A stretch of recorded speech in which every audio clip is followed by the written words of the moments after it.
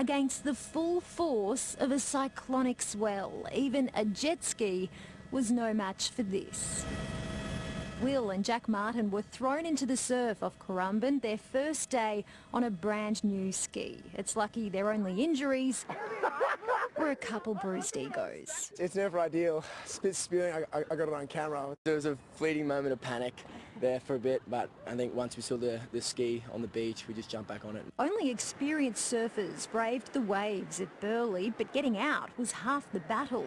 Brodie Perry took the plunge and wasn't just pummeled into the rocks, he became trapped. And I was just left to my own devices. I just got smashed up against the rocks about 4 or 5 times, got held under. He got off lightly, but with plenty of cuts, and he wasn't the only one. I was just standing there on the rocks and then just a wave came and just knocked me over. There have been warnings for days not to do this.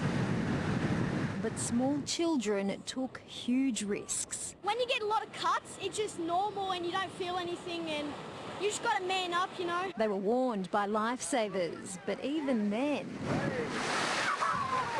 this was the highest tide of the year. Fueled by ex-cyclone Winston, waves pounded the rock walls and surged up the shoreline. At Snapper Rocks, temporary stands being set up for the Quicksilver Pro started sinking.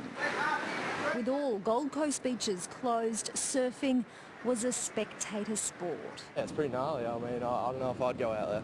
No way. For those who didn't, this is what you missed. The view from inside the barrel, captured by Matthew Lackey at Kira.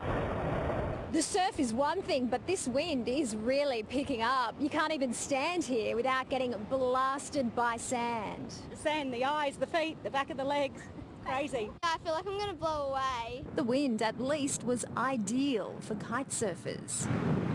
And while the system has peaked, conditions are still dangerous. Lifeguards have already decided to keep all beaches closed tomorrow. People can see how dangerous that surf is and have been pretty good. So good, on a 30-plus degree Saturday on the Gold Coast, lifesavers could relax just a little. On the Gold Coast, Amanda Abate, 7 News.